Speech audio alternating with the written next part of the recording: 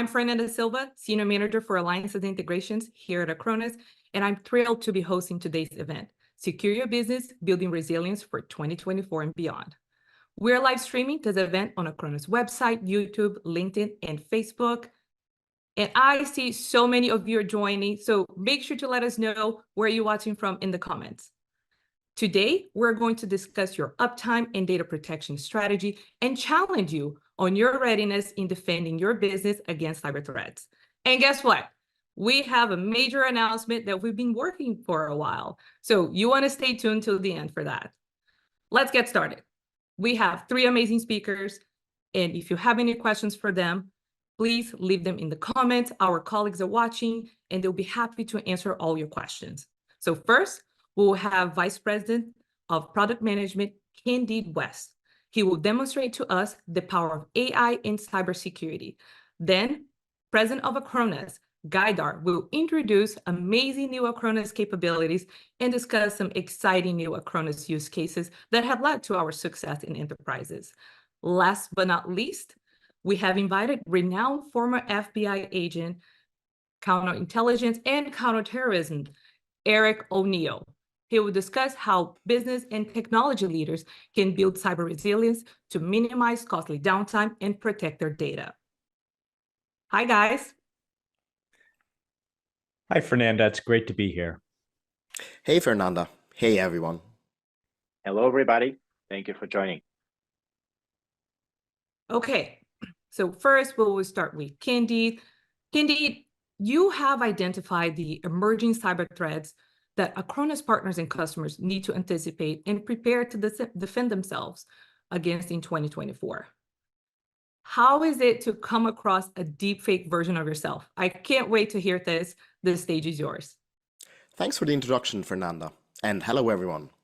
It's my pleasure to talk about cyber threats and the trends that we expect for 2024. And of course, yes, there will be the usual like phishing and ransomware attacks, but we have also seen a few new ones, like generative AI being used for cyber attacks.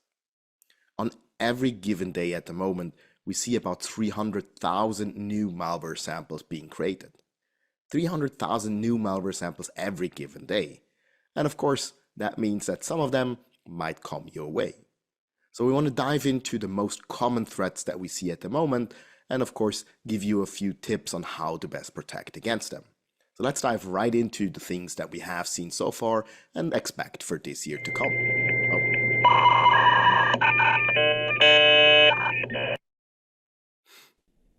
Hey there, why don't you let me handle that part for you? Oh, great. So what exactly are you now? I'm a deepfake AI version of you. So nearly like you, just better. Yeah, sure. If you say so, Candid AI. Well, if you really want to take over my job, then maybe start by telling me the most frequent attacks that we have seen in cyberspace and expect for this year. Phishing emails are still the top threat in terms of volume. And now we have AI helping in writing and translating the messages, making it even worse. And don't forget about deepfake content, for example in business email compromise scams, creating fake images and videos. How can you be sure that it's really your boss in the video call asking you to transfer the money? Yeah, okay. I mean, we all know email security is important and doing cybersecurity awareness training with your employees is important as well. But what about malware-based attacks? Ransomware is still the most devastating attack at the moment. There are over 100 active ransomware groups out there with hundreds of victims every day. Last December, there was even a case where the cybercriminals admitted that they used ChatGPT to create the ransomware and conduct the attack. And this is just the start. Yes, I mean, luckily, we're not there at the Terminator ransomware, at least not yet. But yes, it kind of highlights that it is important to have a working backup and a tested incident response plan just in case something happens, right? Sure, backups are important. But how well are yours protected? Attackers will delete any backups that they can find, especially when they are not immutable storage and don't use MFA. This can lead to business disruption and long downtime. Can your organization really survive to be offline for one day? Did you ever test how long a restore will take? Yeah, right. Fair enough. I mean, most companies definitely would have a hard time if they get disrupted for more than 24 hours.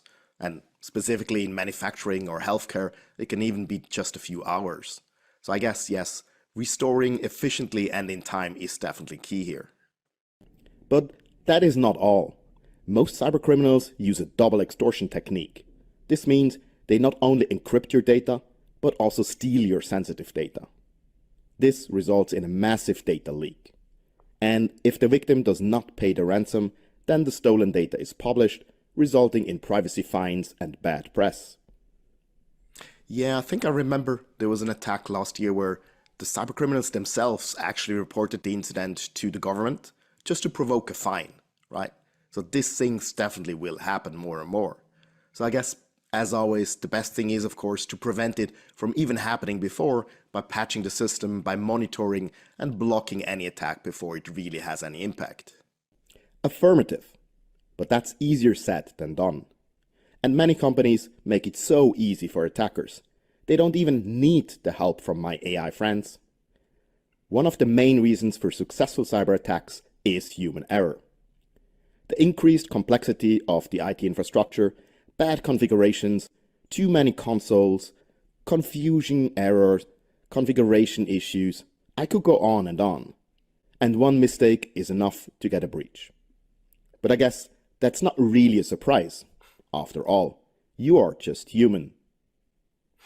Come on. I mean, you're not perfect either, right? But yes, definitely complexity is increasing with all the different tools, different consoles. So it's no surprise that those human mistakes happen, and maybe some configuration mistakes is actually misused by the attackers to get in. So I definitely agree that making it easier by consolidating the tools, by automating the processes, can definitely help you reduce any of those things before there is an impact. Oh, you mean like all the attackers which are automating their attacks with the help of AI at the moment? To be faster and more efficient? The attack evolution has already begun. But are you making use of the full potential of automation and AI for your defenses yet? Well, yeah, I assume we definitely live now in a AI versus AI world, right? Where the defender have to use AI as well to respond to those improved and probably also kind of faster attacks going after any business, regardless if it's small, mid-size, or large organizations. So therefore, yes, we need to automate and of course use AI. And companies like Acronis have done that for decades, right? So it shouldn't really come as a surprise that we have to use it. But anything else you want to mention before we wrap up? How much time do you have? There are still a few trends I could mention. Exploiting unpatched systems, supply chain attacks, going after MSPs and their automation tools, abusing weak passwords, cloud service takeover, and so on. Yeah, I guess luckily I still am in control and I know when to stop. So let me cut you short here. Luckily, because I know how to use Acronis, I can just flip one switch, and with that, I can protect my systems and therefore keep you out. But of course, yes, there are many other cyber threats that we probably could mention as well. And to sum up the threats that we have seen and will expect for this year, well, as I mentioned, ransomware is still on the agenda. Don't make the mistake and think that your organization is too small or your sector is not interesting for the attackers. They definitely will go after you. And we have seen that they now started, of course, misusing supply chain attacks to get their ransomware delivered or abuse any other tools that you might have installed. So there could be some remote access tools, some MSP, PSA tools for automation and for deployment. And those are usually the tools that the attackers use to deploy their ransomware. So any software tool that you have in your organization should be locked down. Otherwise, the attackers will, of course, make use of that as well. Information stealing Trojans have kind of revived as well over the last 12 months, meaning primarily, of course, stealing passwords. That could be a password for an email, could be for a console, for any of those security tools, or to access your cloud storage if you have any.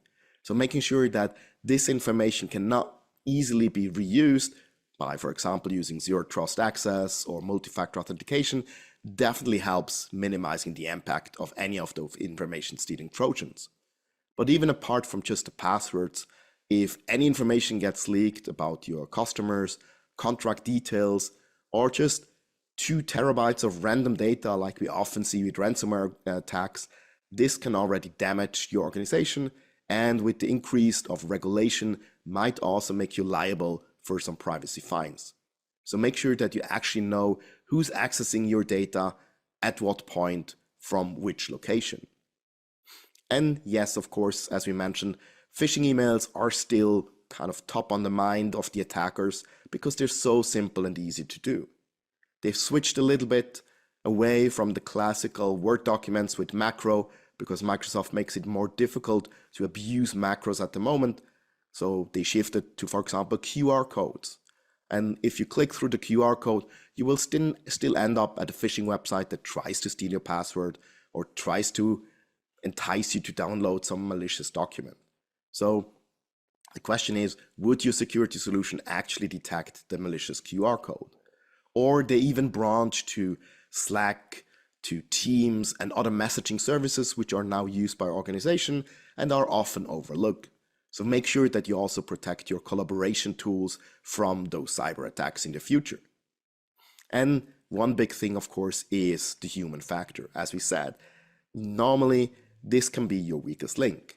They might want to do the right thing, but if they don't even know where to report the phishing email, then you're basically losing that human firewall touch. So make sure that everyone knows where to report a suspicious email, knows how they should behave with QR codes or links, or even just USB sticks that they find in a parking lot. So making sure that these simple things are already covered is a very good first step. But then you also need to simplify the processes, making sure that you can combine and automate many of the things, because then you reduce the chance of someone making a copy-paste error or some other human mistake while transferring data from one console to another console. And of course, as we just saw with my deepfake friend here, generative AI has started to appear everywhere, on the attacker side, but also on the defender side. On the attacker side, we've seen it in phishing emails being translated into various languages, being used to automate, to generate scripts, to use information from social media to personalize the attacks, but also, of course, to generate malware, to find vulnerabilities in software and then even create the exploit code. So it doesn't really generate this Terminator ransomware, which is completely new, but it helps the attackers to be more efficient, more faster in finding it, and of course scaling their operations. And in order to combat that, you need to make sure that you're using the best stack on your end to defend your organization against all those threats as well. And with that, I'm at the end of my short presentation. I hope it was insightful and gave you some pointers. And with that, I'll give it back to you, Fernanda. Thank you, Candid. Okay, it got to a point that I kind of lost track of which one was really you. I don't know what I would do if I met a deep fake version of myself, and I am no criminal mastermind, and I can think of so many ways this technology can be used for evil. Okay, we learn how AI is helping our enemies. So it's a good time to take a look at the ways that Acronis is helping you to preserve your uptime and data protection against all threats. From AI-enhanced cyber criminals to more innocent everyday problems like hardware failure. And to take us there, we'll have the president of Acronis, Gaidar. He's going to talk about some exciting new product developments and the unique ways that in the world of cyber protection, we're helping you. So take it away, Gaidar. Thank you, Fernanda. So let me share my screen and we will begin. So hello again, everybody. It is my pleasure to be here and talk to you at our event.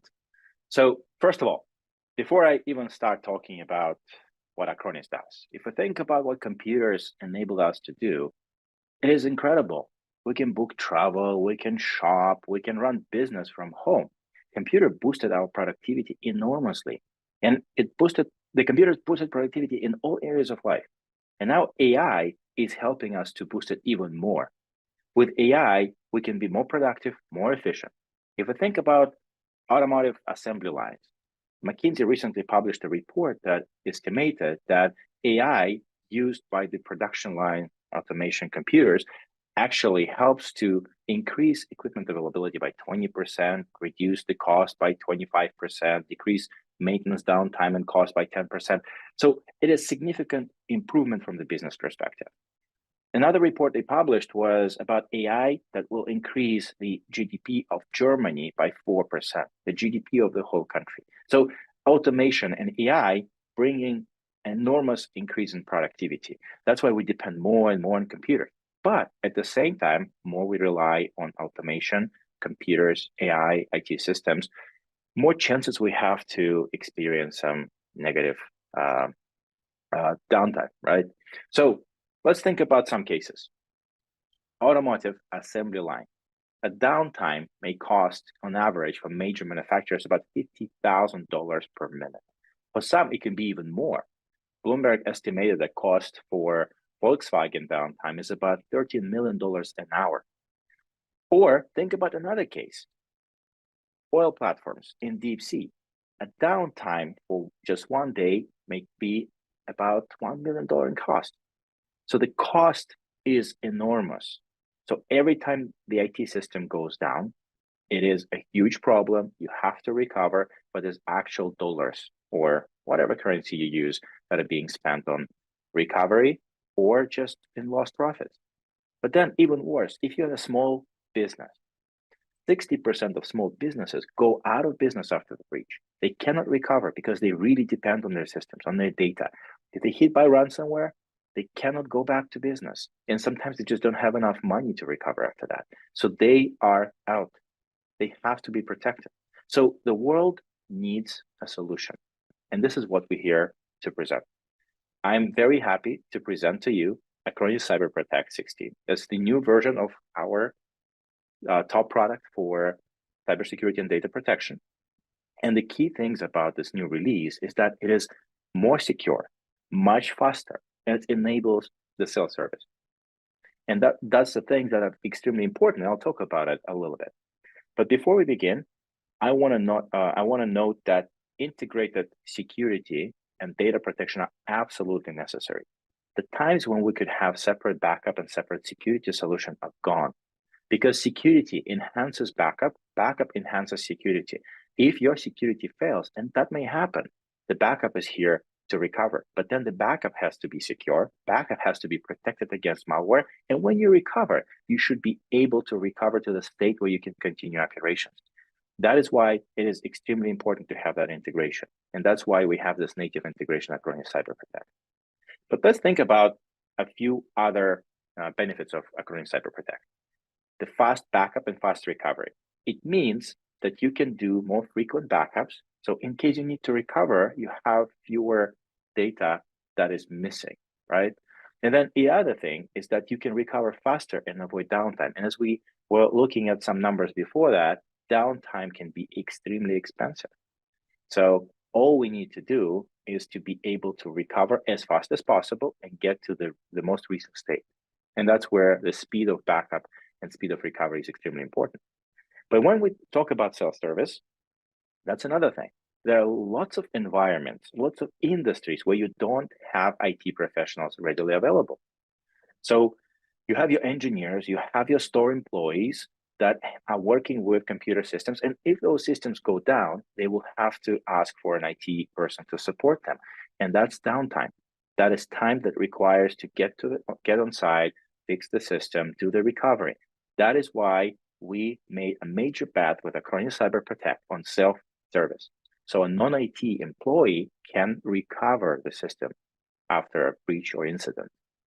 And actually, I used AI to generate all the images in my presentation. So you can clearly see that AI probably is not going to take over the world that fast as Candid predicts, because it cannot even spell right. So it will spend some time on actually figuring out how to spell words properly. But again, that comes back to the need of people to react. We cannot automate everything, and you have to have people that should be able to bring back your business. So let's talk about the specific scenarios. I'll just give you a few examples of the industries that use Acronis on a daily basis. Manufacturing. If you think about manufacturing, you have a factory that may be completely disconnected from the internet. So there's no direct access by corporate IT to that factory. The factory can be in a remote location. And then the factory has lots of computers managing all aspects of production. And if one computer goes down, what happens? The production stops, and it generates a lot of cost.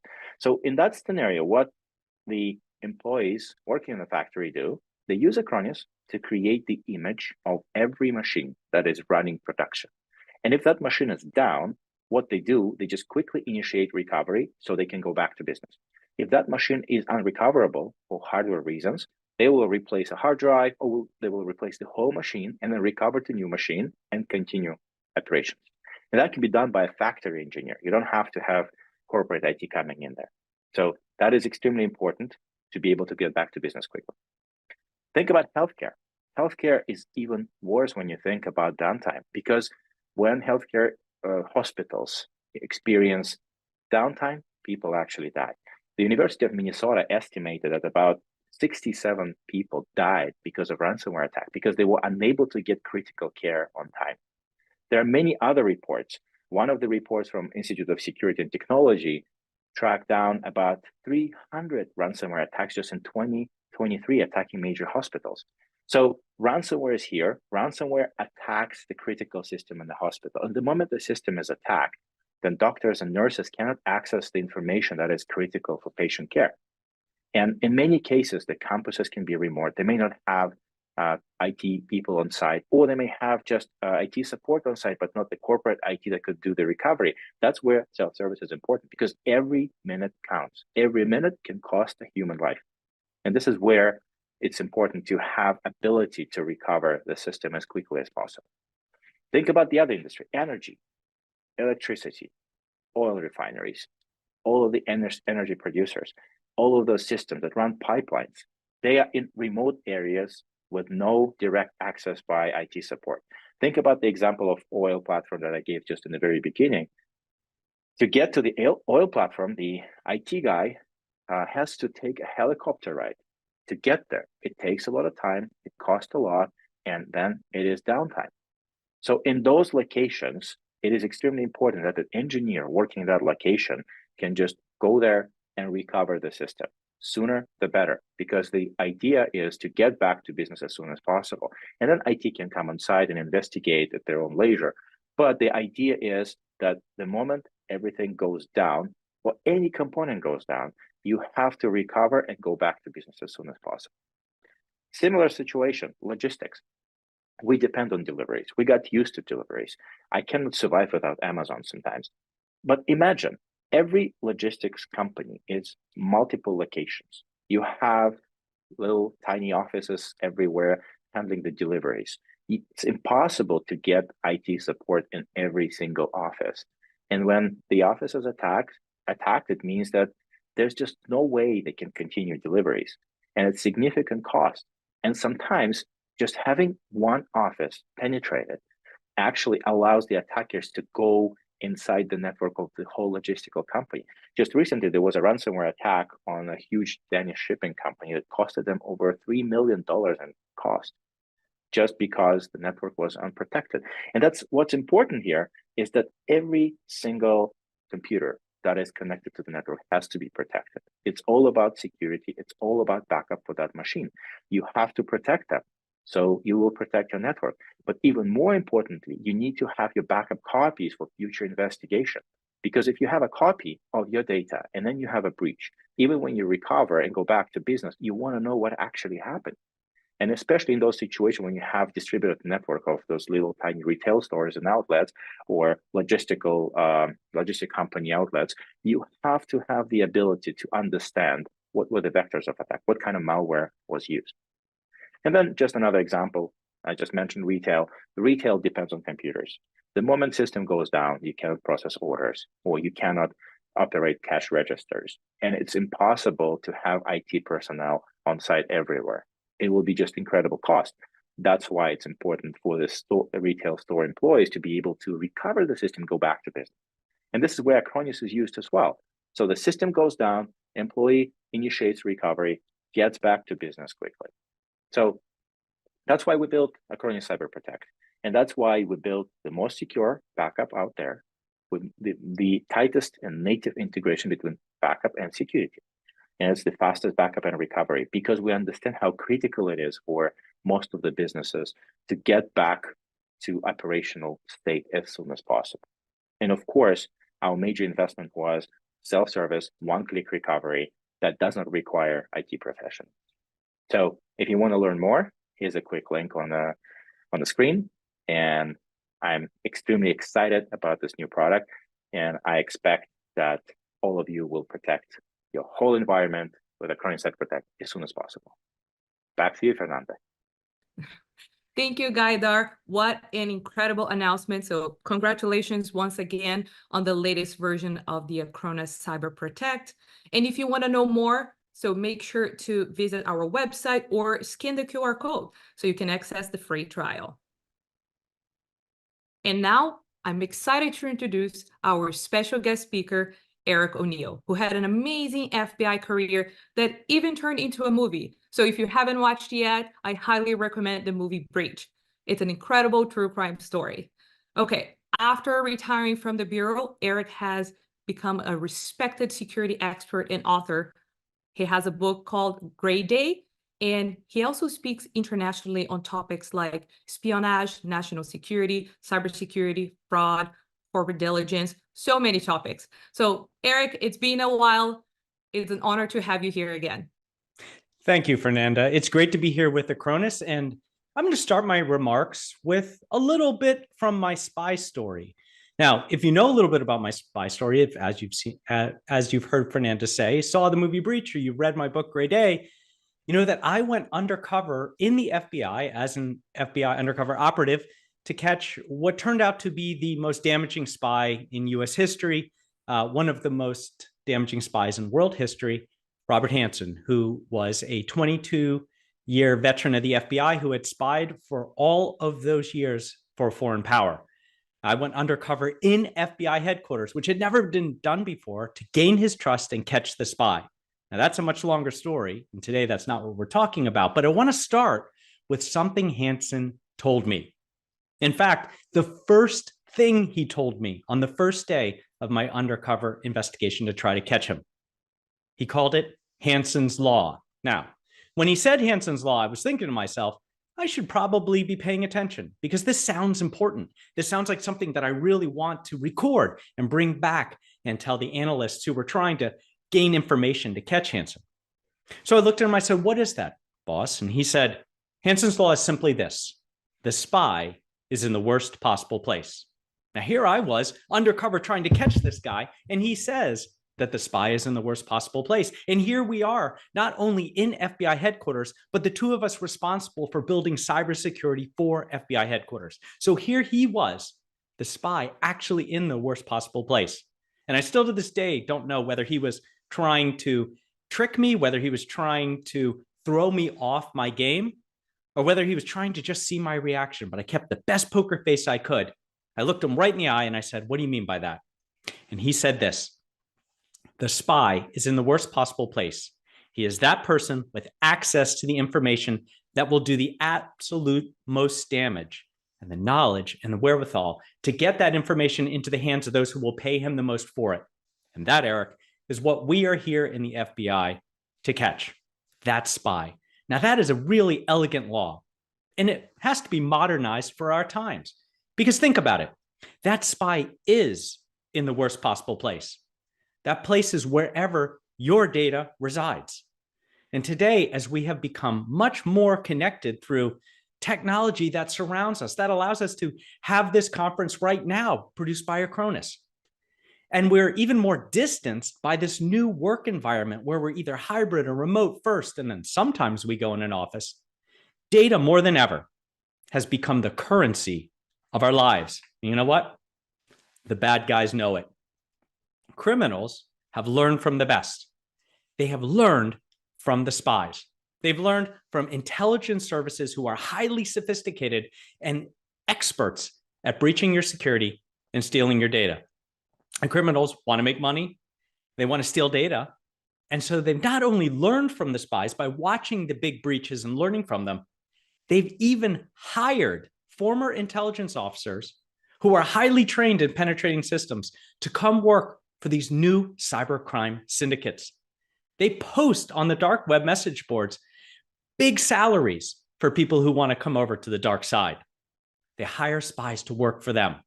And these new criminal syndicates are resourced by the dark web, and they thrive by stealing your data. Now, something that Gaidar said is really important. Your data is very valuable.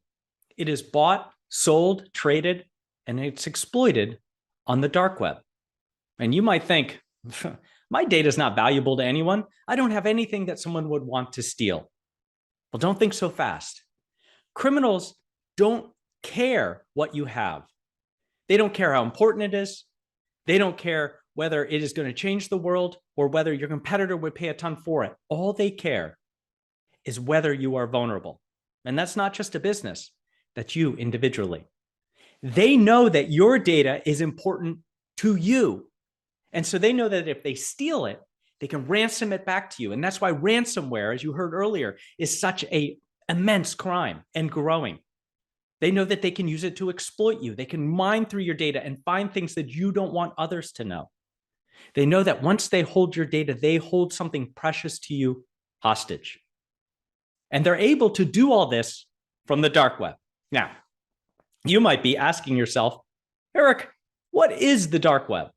Well, I am going to make you really popular at cocktail parties because I'm going to give you the 2-minute version that you can use to sound really smart.